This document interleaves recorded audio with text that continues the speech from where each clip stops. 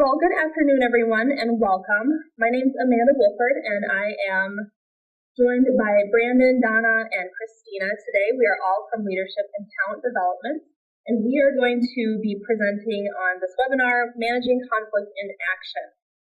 And we'll be taking turns facilitating the content and activities that we have planned for you today. Thanks to those of you who attended some or all of the 6 Foundational Supervisory Development course webinars last year. And this year, our focus is to bring those topics back, but with a deeper dive. And if this is the first time that you're joining us for the Supervisory Development course webinar, we want to welcome you. And back by popular demand, while you're listening today and for a more active learning experience, you can use the action sheet that we provided for you in the 1-hour reminder email, or you can download it now by going to z.umn.edu/action sheet. And the formatting works best if you download it in Microsoft Word and not a Google document. And you can use it to follow along and jot down notes during the presentation. This also becomes your takeaway to reinforce your learning, and it's something that you can reference later. So don't worry if you don't get to fill it out completely today. You can come back to it. And we'll point out other opportunities for you to use the action sheet, but you can also look for the icon that's on the slide. That's really your prompt to use it. So today's webinar is part of the Supervisory Development course, which also contains videos, printable quick guides, scenarios, and quizzes for you to explore and supplement your learning. But to get the most out of the course, you'll want to go to the site, supervising.umn.edu, and use the tools that are already out there. And of course, explore and practice the content in the real world. And last year we had a webinar on managing conflict. So today's webinar is not a repeat of that, but it's a deeper dive into managing conflict effectively.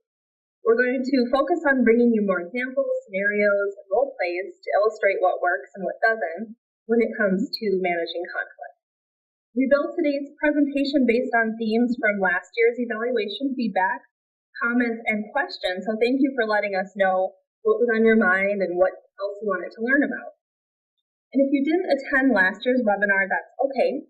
We would just definitely encourage you to go back and watch the recording, especially because we do cover the conflict management skills more in depth. And today what we're going to do is focus more on the application of the skills. And the goal of the Supervisory Development course and these webinars is to support you in practicing and developing your supervisory skills. Okay, so there's the action sheet icon, which means it's time to take that out. And if you printed it, or if you can open it up on your computer. And again, there's the link for how to download it. Or you could just grab some paper and jot down some of these benefits of conflict. So conflict can really open our eyes to new ideas and help us see the things that are important to other people. And it also forces us to examine our own goals more closely and what we're really after. Conflict also builds more effective teams by building trust and improving relationships because it renews the confidence in their ability to work together. And this is all possible, and it's all based on whether or not it's handled effectively. And some of you may subscribe to the Monday Motivator newsletter from the National Center for Faculty Development and Diversity. And this is a great resource for many of the topics that we cover in the Supervisory Development course.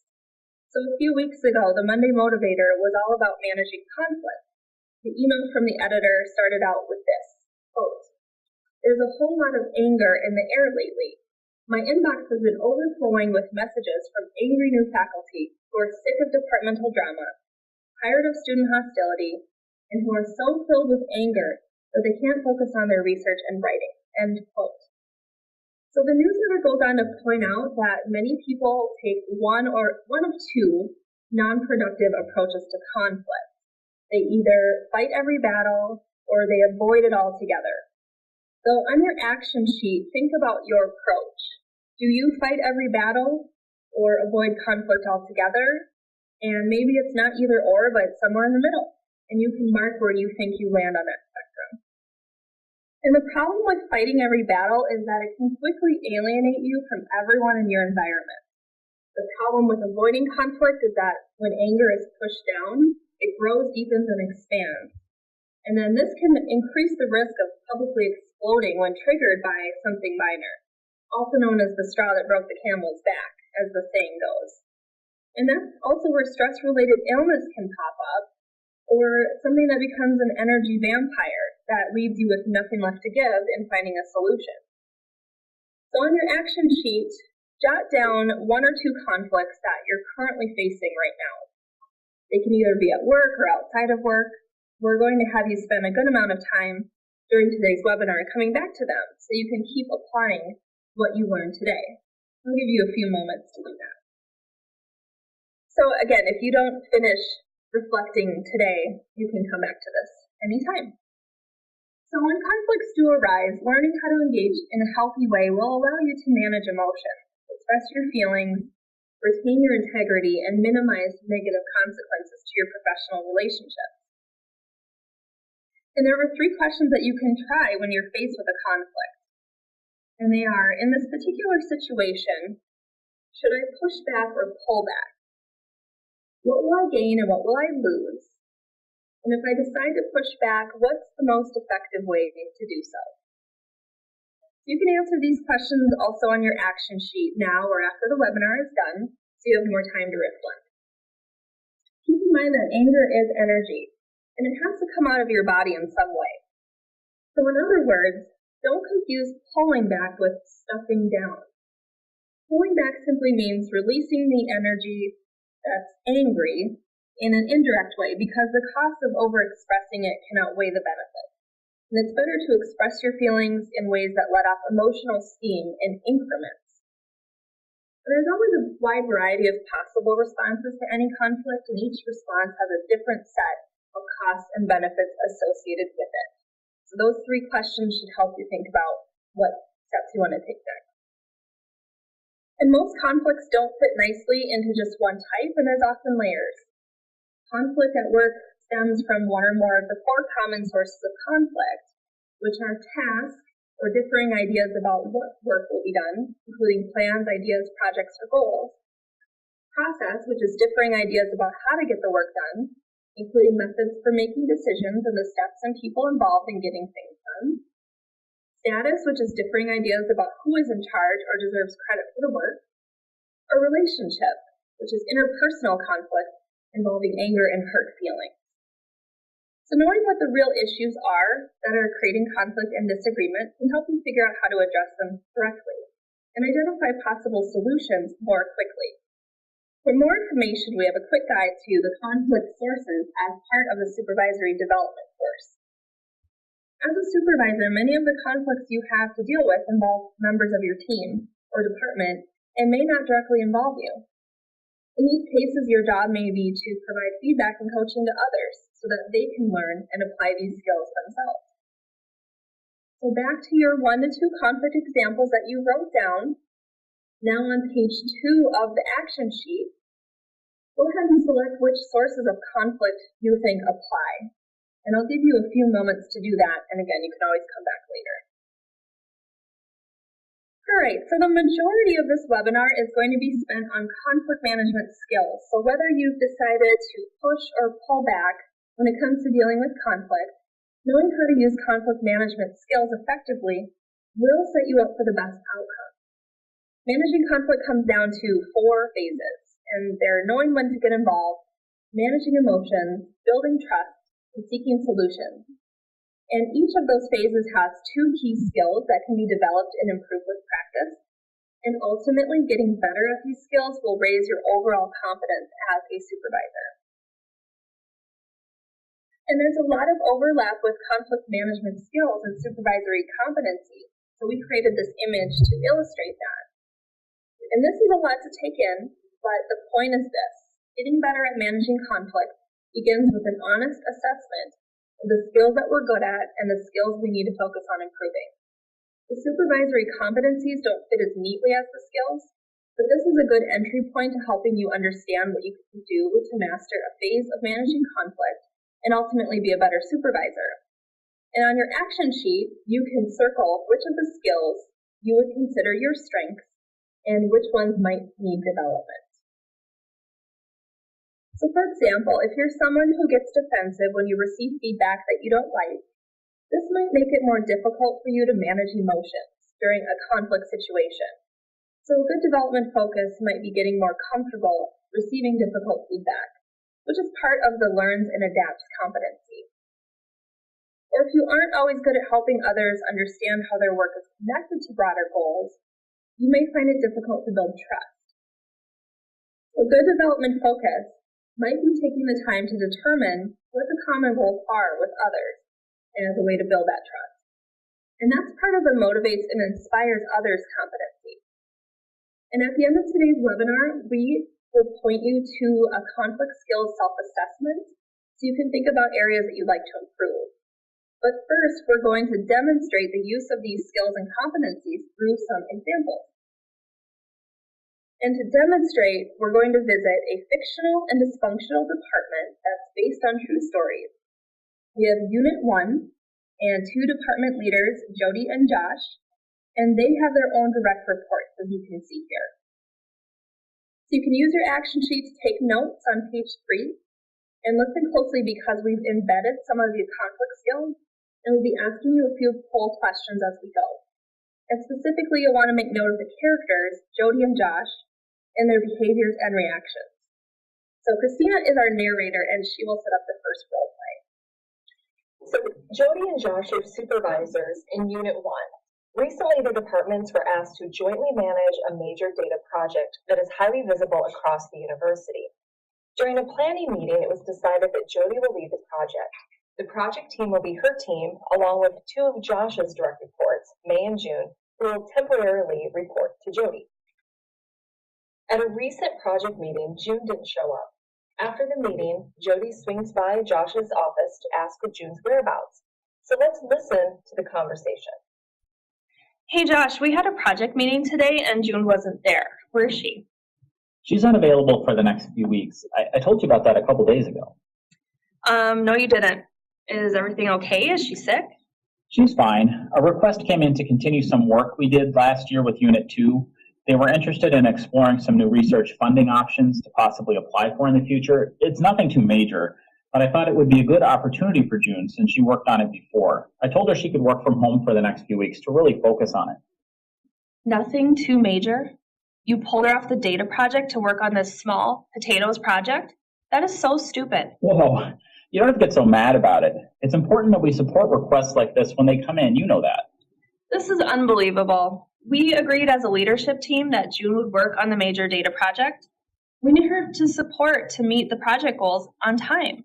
And now you're assigning her other work? Yes, like I said, she can start helping with the data project again in a couple weeks. It's no biggie. Look, I'm running late to a meeting. Gotta go. So Josh quickly heads out to his meeting, leaving Jody fuming. Clearly, this conversation did not have a productive outcome for Jody.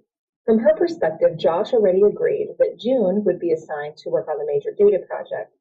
By assigning June work on the research funding project without a conversation with Jody, Josh damaged the trust in their working relationship.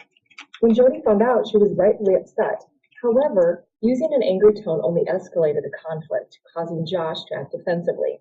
In the end, these 2 supervisors walked away from the conversation with broken trust, anger, and still no solution to the real problem, which was getting June back to work on the major data project.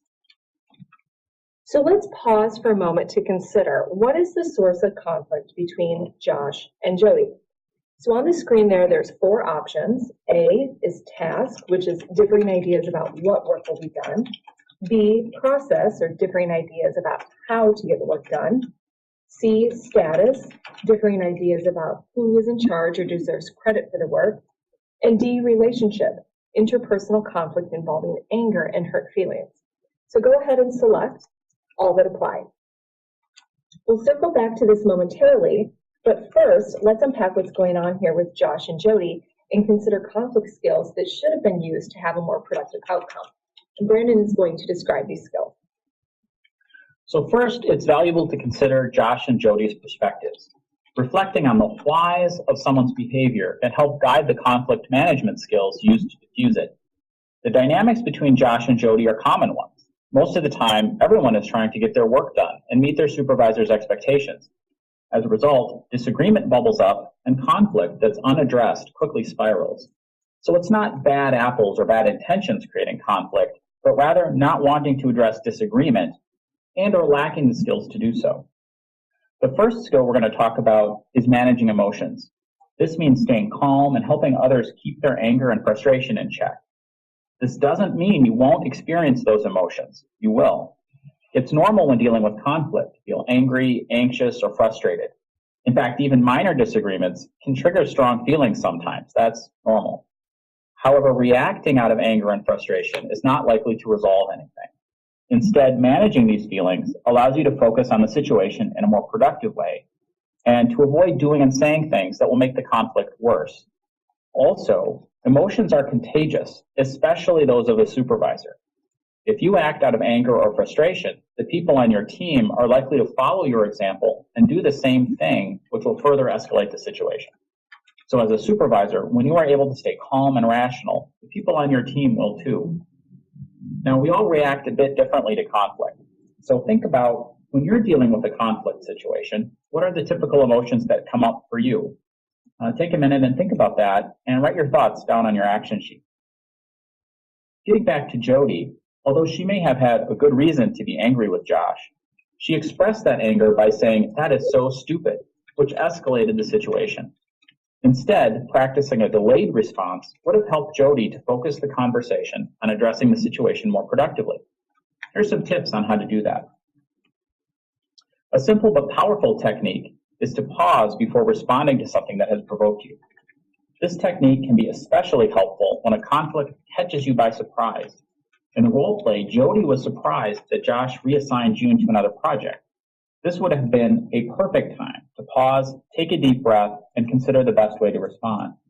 Often our initial instinct is to express unfiltered anger or irritation at the other person.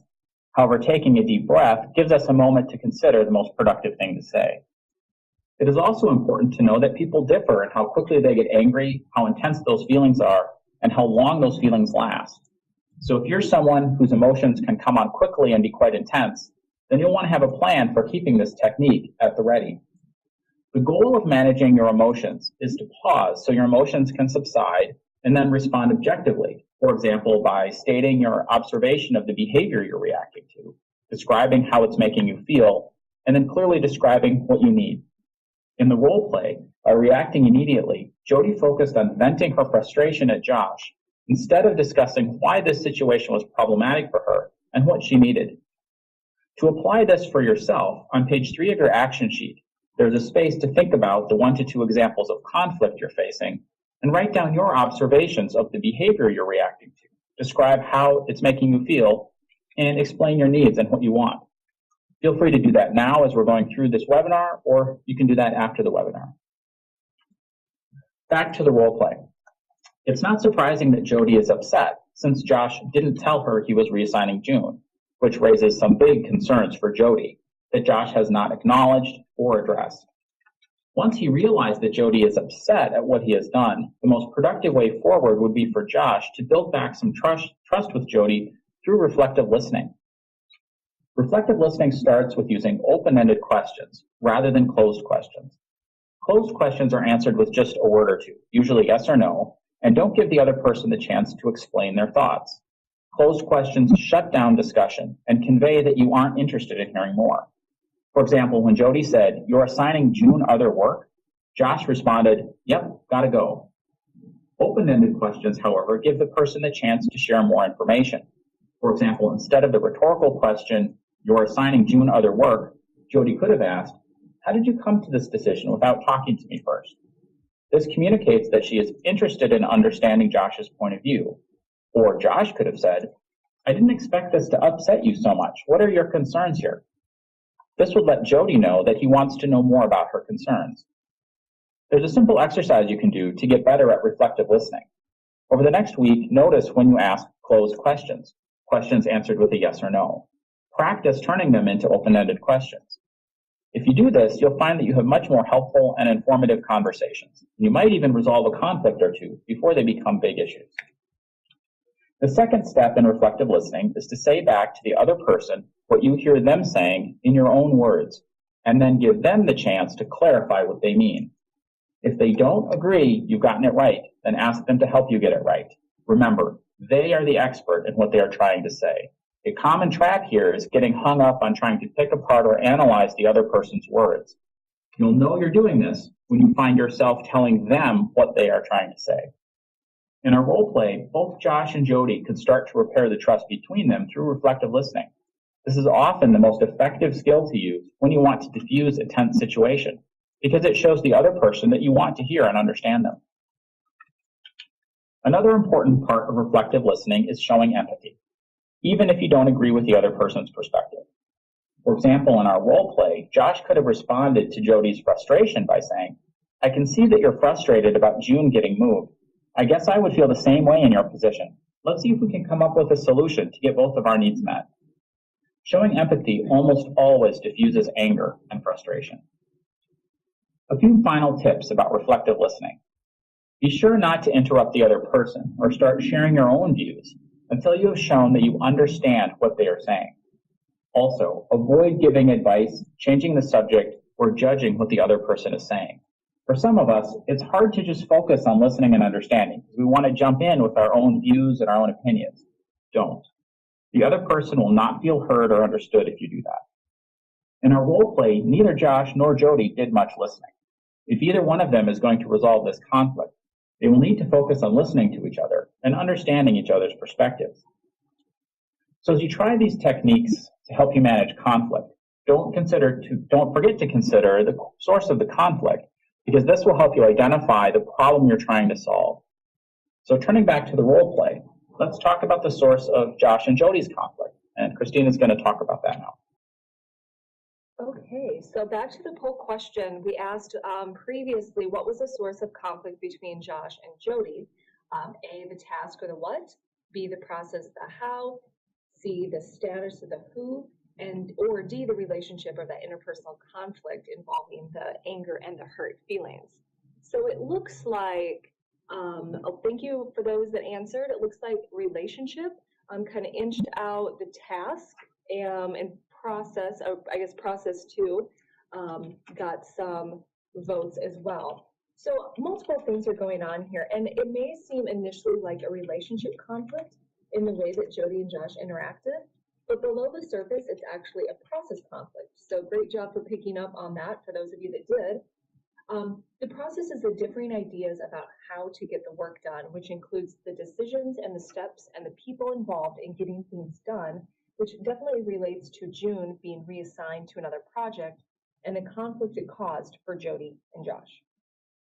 So let's eavesdrop on Jody and Josh a step at a time to listen to how the conversation may have gone differently if they had used some of the conflict management skills that Brandon described. So as you listen, take notes on your action sheet about how Josh and Jody handled the situation differently, paying attention to which skills did they use and how did that affect the outcome. Hi Josh, we had a project meeting today and June wasn't there. Where is she? She's unavailable for about the next week or so. I told you about that a couple days ago. Oh really? I don't remember. Remind me. A request came in to continue some work we did last year with Unit 2. They were interested in exploring some new research funding options to possibly apply for in the future. It's nothing too major, but I thought it would be a great opportunity for June since she worked on it before, and there will be some consistency in the project work. Oh, well, you know how important the major data project is, and we really need June to be working on it to get everything done on time. Well, she only needs to be off at a couple of weeks. I told her she could work from home so she can really focus on it. Well, while it is only a couple weeks and that might not seem like a long time, it still is a large amount of time given the major data project timeline. Plus, others are depending on the work assigned to June before they can move forward. Okay, so, I'm sure they have other tasks they can work on in the meantime. Well, yes, they do, but the project is the priority, and that is not getting done. Yeah, all right, I guess. Well, I'm sure we can figure something out. Is it possible to figure out a different time to work on the funding project? Well, they're up against some deadlines to apply for funding. I could take June off it and reassign it to Gabby since Gabby's not on the major data project.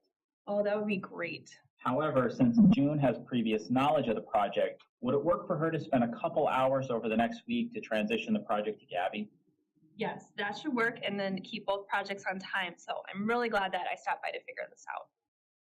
Okay, so let's pause here again. We want to hear how you perceive the role play to be different. In the chat feature, tell us how Josh and Jody handled the situation differently. Specifically, what skills did they use, and how did that affect the outcome? So we'll take a couple minutes for you to reflect and add that information into the chat feature. I noticed that Leanne had said, why can't a conflict involve more than one source? It can. It can. It absolutely can. It can be all four of them sometimes. Yeah, so a lot of good information responses were coming in, so thank you for responding to that way. It looks like some of the big ones that I see kind of scrolling through here is they looked for common ground, they asked open-ended questions, reflective listening was practiced, and managing emotions as well. And that's really what it did come down to. The emotions were managed. Jody, the second time around, managed her emotions, which allowed her to clearly state the situation and the impact that taking June off the project would have had. It also prevented Josh from becoming defensive in reaction to her emotions. And then also by reflective listening, asking the open-ended questions, they built some trust, and they were able to seek a solution that worked for both of them, which was having Gabby work on the project and also discussing the timeline for some clarity as well. So now that trust and confidence has been restored between Josh and Jody, let's see how they tackle the next situation. So listen and take notes on the behaviors and reactions in this next situation, this time involving Gabby. So in addition to leading the major data project, Jody needs to provide some reports to Gabby so that she can work on that funding request project for Unit 2. However, she continues to delay in getting the reports to Gabby, and the deadlines are at risk. Josh tells Gabby to ask Jody about the status of the reports. When Gabby spoke to Jody, the conversation took a wrong turn. So let's listen to hear what happens when Josh then asks Gabby how that conversation with Jody went. Gabby, did you check with Jody about the status of the reports? Well, about that, she seemed really busy, so I couldn't schedule a time to meet with her. Instead, I popped into her office to ask. She started by rudely saying that she didn't have time for me and that I just need to make something up. But I asked again, and she said, I don't give a crap what you tell Josh about the reports. I'll get to it when I get to it. I can't believe she spoke to me like that. She's horrible. Wow, Jody usually isn't like that. She must be stressed out or something. Well, why don't you just wait a couple days and ask again? Okay, I guess I can. But in the meantime, I need those reports. I am to a point that I can't move forward without that information. You know, I'm sure you have other work you can just do. When we do get the reports, we'll have to just be ready for crunch time. And speaking of being busy, I really got to get back to work. Just let me know what you find out from Jody when you have another chance to talk to her. Thanks. So Gabby leaves Josh's office confused and unclear. She is still a bit shaken after being addressed so rudely by Jody and surprised that Josh didn't address it. Gabby goes back to her desk and decides to just look busy. Maybe someone else will be asked to interact with Jody because she never wants to again. While Josh is advised to wait to address Jody may help let emotions de-escalate, ignoring the rude behavior and not getting involved to help Gabby address the conflict is detrimental to building trust and ultimately finding a solution to getting the much-needed reports. So later that day, Josh and Jody are in a meeting together for a different project. After the meeting, Josh approaches Jody. Hey, Jody, I heard you and Gabby had a little disagreement this morning. Oh, that was nothing. Not a big deal. Gabby, she can be pushy sometimes, though. I don't think she understands how busy I am. Yeah, I see. I suppose you're right. She doesn't. Well, she's got a lot to learn. True, but we do need to get that report so we can... So you're going to hassle me too, Josh, of all people? I would think that you would understand the kind of workload I'm dealing with right now. Yeah, you know, I think I do. Whatever. It's fine. Gabby will just have to wait. That's more like it. I've got to get back to work. So another poll here about the source of the conflict. So reflecting on those scenarios that you just heard, first consider what is the source of conflict between Gabby and Jody, as Gabby related to Josh. So A, task, so that again is differing ideas about what work will be done. B, process, differing ideas about how to get the work done. C, status, differing ideas about who is in charge or deserves credit for the work. And D, relationship, interpersonal conflict involving anger and hurt feelings. Keeping in mind there may be multiple options, multiple things, sources could be interacting here. So continue to make your selection, and we'll come back to this after Brandon describes the conflict management skills involved in this situation. In this role play that we just heard, it's pretty clear that Jody's behavior toward Gabby is causing her to feel disrespected. And the conflict between Jody and Gabby seems likely to affect their performance because the project will suffer if the two of them can't work together more effectively. So in this case, Josh, the supervisor, needs to get involved, not ignore the situation. He needs to coach Gabby on ways to address the conflict with Jody. Now, this isn't all he needs to do to manage the situation, but it is an important first step. In general, as a supervisor, consider the following. Is the conflict disruptive and counterproductive? Is someone being treated disrespectfully? Is the conflict causing someone who's performing well to consider finding another job to get away from it?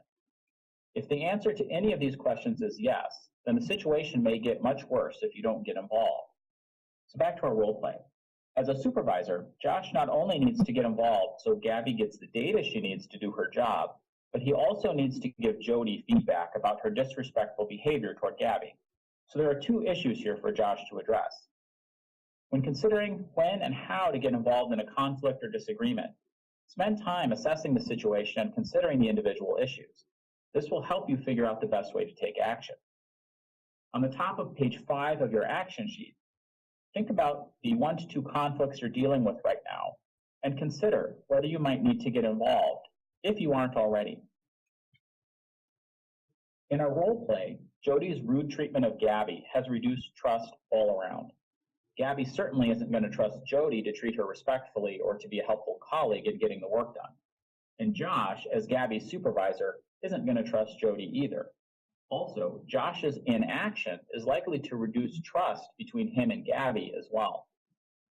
Now, Josh can't control Jody's behavior or make her be more respectful toward Gabby. However, as a supervisor, he does need to take action to do what he can to address the situation. One thing he can do is make it clear to Gabby and to Jody that he respects and values them both and that their working relationships are a priority to him. One effective technique for building trust is to talk about the importance of fairness and the other person's cooperativeness. For example, I appreciate your willingness to sit down and talk about this difficult issue. Or, I know we disagree about this decision, and I really want to figure out how we can restore trust between us. These are simple examples, but when you tell the other person that you want to build trust, that you value fairness, and that you see how they are trying to be cooperative, even if only a little bit, the other person is likely to reciprocate and see you as genuinely wanting to work things out. So if you look at the middle of page 5 of your action sheet, consider, how might Josh apply this technique to the situation with Gabby and Jody? Write down what you might say if you were Josh. Another effective technique is to talk about the greater good, such as, we share the same goal of fixing this problem, or we both want our department to be successful. Statements about shared goals can help the other person see how cooperating with you and resolving the conflict can help you both. This sets the stage for finding common ground and coming to an agreement that benefits everyone. A third technique is to emphasize that you want to have a supportive, cooperative relationship. For example, simply saying, I want to help you figure this out, or I want you to be successful, can go a long way.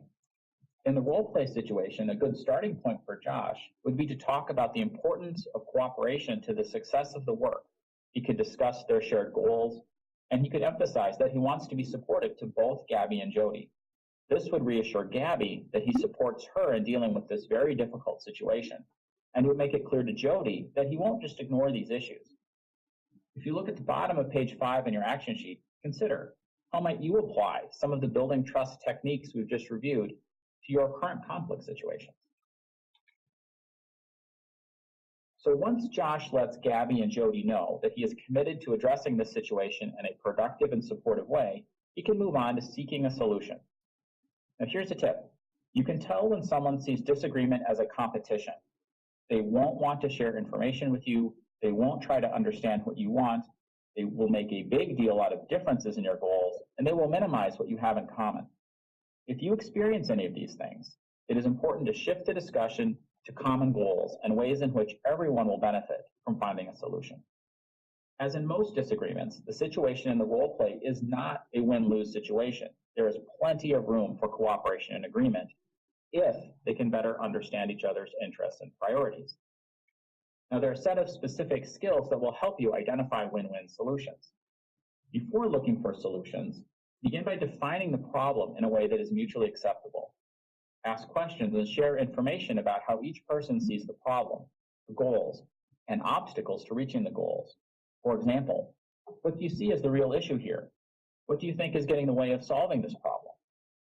Looking at the source of the conflict is a good starting point. And once you agree on what the problem is, then discuss each person's interests, needs, and priorities. For example, it sounds like timing is a big issue for you. What would you like the timing to be? Or cost is a really important issue for me. I need to be sure this is not an increase over last year. The goal of this is to create a mutual understanding of what each person needs. Now, in the role play, they haven't really talked about their interests, needs, and priorities. For example, the reasons behind Jody's resistance to helping Gabby aren't clear. Although Jody's rude behavior is part of the problem, and Josh will need to address that as well, there's probably a specific concern behind it. If Josh can understand that concern, he will be better able to find a productive way forward. As you unpack the conflict, it is helpful to restate and summarize what each side is saying until you all agree that you have accurately described each side's priorities. This is a very important and very powerful technique, and in fact, probably the single most helpful skill in the entire webinar would probably be restating and summarizing what each side is saying until you all agree you have accurately described everyone's priorities. Once you know the interests, needs, and priorities of everyone involved, you have what you need to start looking for an agreement. It helps to talk about common interests. What does everyone agree on already? For example, we all want to figure out how to come up with the money and staffing to get this project done, or we are all interested in solving this problem once and for all. And right away, rule out any options that participants agree are unworkable. A common mistake when trying to find a resolution is to keep trying to convince the other person of something they see as off the table and simply not an option. The other person will probably respond to this by defending their positions even more strongly. A big part of getting an agreement is finding trade-offs that benefit everyone in some way. What do you have that the other person wants? What do you both have that you can trade? What are you each comfortable giving away? And particularly important, are there issues that are more important to one person than another? If so, trade-offs are possible. In our role play, once the issues and priorities are made clear, Josh may be able to identify some trade-offs where Jody gets her concerns addressed and Gabby gets the data she needs to move the work forward. However, at this point, he does not understand Jody's interests well enough to do that. On your action sheet on page 5, think about the conflicts you are currently dealing with and consider what are the interests, needs, and priorities of the people involved. What are some possible trade-offs? As always, don't forget to consider the source of the conflict, and Christina's going to talk about that a little bit now. So previously, we posted this poll about the sources of conflict between Gabby and Jody. So thank you for those that selected all that they thought applied, either A, task, B, process, C, status, or D, relationship. And it looks like, again, most people chose relationship, and then following that, a tie between task and process. So again, a lot of things happening here, and there's many different layers of conflict, as we've talked about before, and this one definitely has conflict arising from a couple of different sources. So there's a status source happening here that Gabby's an individual contributor and Jody is her manager's peer. Process in that Gabby needs to get these reports from Jody in a timely manner, but they both have different priorities and they're working from different timelines. And there's some relationship stemming from relationship as well, in that Gabby's being treated in a negative and unprofessional way by Jody. So now that we've discussed the actions that can be taken to address the issue, let's listen in again to see what Josh and Gabby might do differently this time. Gabby, what did Jody say about the status of the report? Well, about that, she seems really busy, so I couldn't schedule a time to meet with her. Instead, I popped into her office to ask. She started by rudely saying that she didn't have time for me and that I just needed to make something up. So I asked again, and she said, "Let me be perfectly clear with you. I don't give a crap what you tell Josh about the report. I'll get to it when I get to it." I can't believe she spoke to me like that. She's horrible. Wow, that was really inappropriate for her to address you like that. I can see that upset you. Yes, it did. This is a professional environment, and it isn't appropriate to treat each other that way. It makes it hard to work with her. Yeah, I understand. I'm going to contact Jody and let her know that type of behavior just isn't okay. But we still need a status update for the reports. Would you feel comfortable reaching out to her again after I connect with her about your original conversation? Well, I'm not sure, but I want to get this work done. Anything you can do to help would be great. Jody always seems busy too. There is never a good time to ask. It sounds like finding some scheduled time is probably the best way to approach her. Don't you have a meeting with her tomorrow, I think? Maybe you could ask her about the status of the report at that point.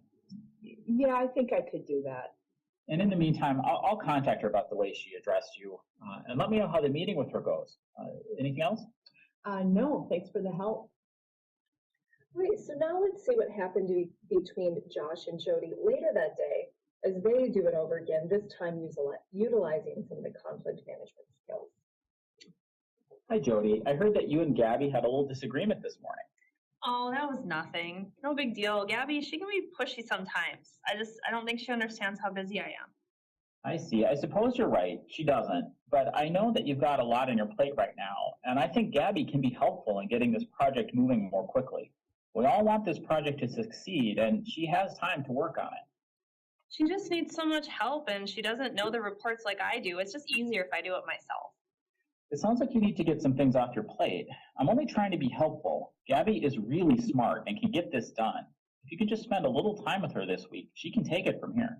I don't have time to delegate this to Gabby. Well, think about it this way. An hour of your time this week will get this project off your plate, and then you can forget about it for a while. Otherwise, by the time you get a chance to think about this again, a few weeks are going to have gone by and nothing will be done. All right, I hear what you're saying. I'll see what I can do about scheduling something with Gabby. So let's pause here again. We want to hear how you perceive the role play to be different. So in the chat feature, tell us how Josh and Jody handled the situation differently. Again, which skills did they use and how did that affect the outcome? So take a moment to jot down some ideas about the skills in the chat feature. It looks like a lot of people picked up on the fact that they stuck with the common goals, that they talked about what the goals were. They explored that. There was more of a guided conversation rather than a directive conversation. Josh got involved appropriately. So those are all things that they did do well in order to solve this conflict and handle this situation differently. That Josh built trust with Gabby by getting involved and empathizing with her, so she felt heard.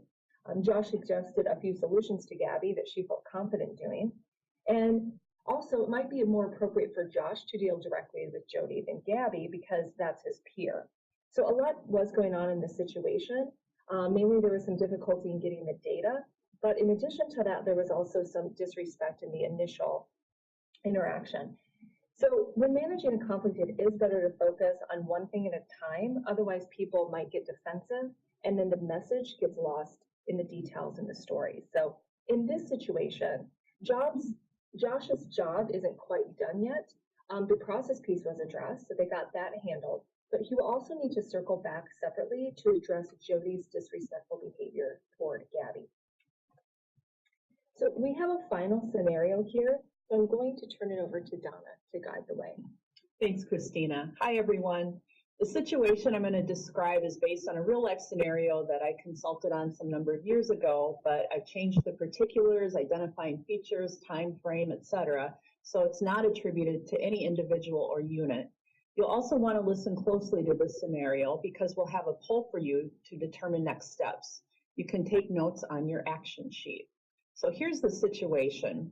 Josh is the supervisor of May and June, and a conflict has started brewing between the two of them, which unfortunately escalated into a shouting match. May and June have been working on a project together and have very different interpersonal styles.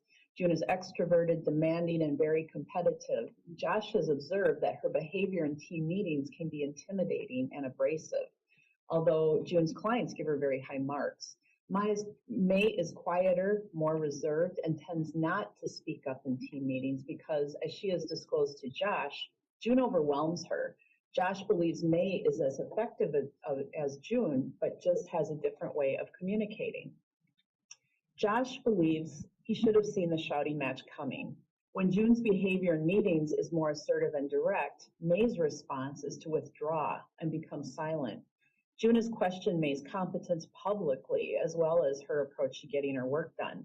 Both May and June shared with Josh that the other's behavior had gotten to the point where each are constantly stressed and dread coming to work. Josh hoped May and June would just decide on their own to get along. In fact, Josh's inaction may have caused the dynamics between the two to deteriorate further. Unfortunately, he has not laid out his expectations for how the team members should work with one another and recognizes roles and responsibilities have been less than clear. He has no idea what to do next. So we're going to look to you, audience, to answer a few poll questions about this scenario. And the first poll asks, what is the source of conflict between May and June? So select all that apply. And the responses are A, task, B, process, C, status, and D, relationship.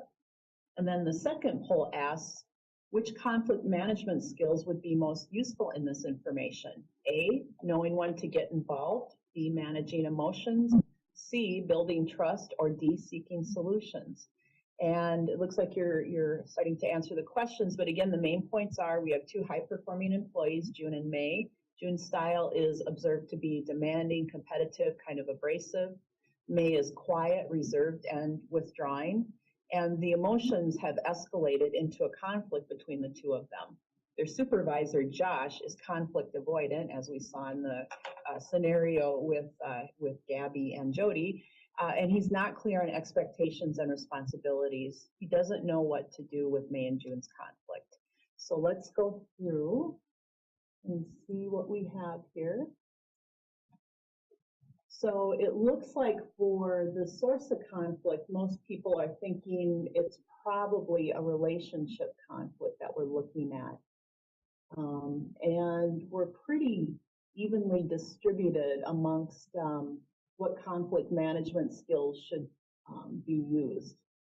And actually, that's very observant. So I think in the interest of time, I'll just kind of go through each of the responses here. So if we look at that first poll, the primary sources of conflict, as with many of the role plays that we've been doing today, it's multi-layered. And it's certainly manifested as interpersonal, but in many ways, it was really about lack of clarity in how the work should have gotten done. And Josh wasn't particularly clear about that. So that's a process conflict. And there was some piece about who had the authority to kind of call the shots. It was a little bit of a power struggle, especially on June's part, and that's a status conflict. Their status is the source. And then finally, this all resulted in a deterioration of the relationship and angry and hurt feelings, which is interpersonal. And then with regard to what skills should be used, it really is all four of them. So Josh should have known when to get involved, would have been helpful for him to have provided some coaching and feedback. Could have worked with the two of them on managing emotions by delaying the responses using non-reactive statements. And definitely, he could have helped May and June unpack their conflict and focus on mutual goals, common ground, have them restate and summarize their positions.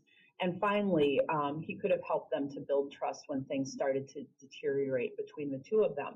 And so just a couple of things in summary, a key part of coaching employees is to help them manage conflict. Not dealing with conflict will end up taking more time and effort than building the skills to negotiate these challenging situations. And even if you don't have a lot of experience in handling conflict, we tend to avoid it. But as with other skills, the more you practice it, the more comfortable you'll be. So now Amanda will wrap things up. I'll turn it over to her. Thank you, Donna. Thanks everyone for participating in those polls.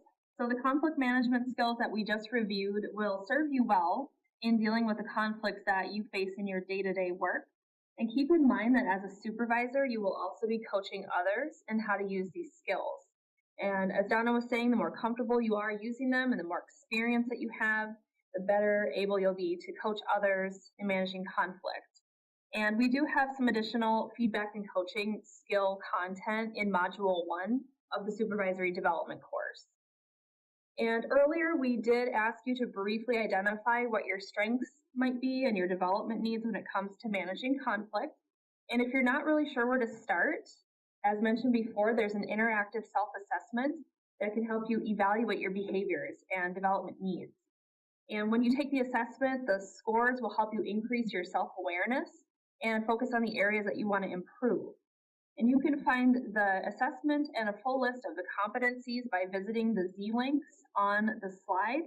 And we will also send out these Z-links in the recording email that we send out at the end of the week. So you'll get the webinar recording, the Z-links, and any additional resources that you might need. So what is next is we want you to think about how you're going to start practicing using some of the skills that we talked about today. You can jot a few additional notes on your action sheet, and you can visit the course, supervising.umn.edu, and we have an online form where you can submit questions or just drop us a note about how you're doing in learning the content. So go ahead and do that. We're going to get to our final Q&A in just a few seconds here. A final quick question for you, if you want to enter that in the chat, is what is one thing that you're not doing now that if you did on a regular basis would help you be more effective in managing conflict? So you can either write that on your action sheet or share it in the chat. And in addition, if you have any final questions that you want us to answer, feel free to submit those. We won't get to all of them. Of course, we're running out of time here, but we will send out any outstanding Q&A in an email in a couple of weeks. So your questions will get answered, regardless of if it's right now or down the road. So if anybody on the panel has seen questions come in, feel free to answer them. And thank you to those of you who are filling out that final question about one thing that you could be doing better. So that's great to hear. While we're waiting for questions to come in, I just want to give you a couple final announcements. We have some in-person opportunities. We have a Leading on All Levels class for individual contributors that the application process is currently open, and that starts in June. And we also have Leadership Essentials, which is a 4-day in-person class. We partner with the College of Continuing and Professional Studies. So that enrollment is by the 13th of July.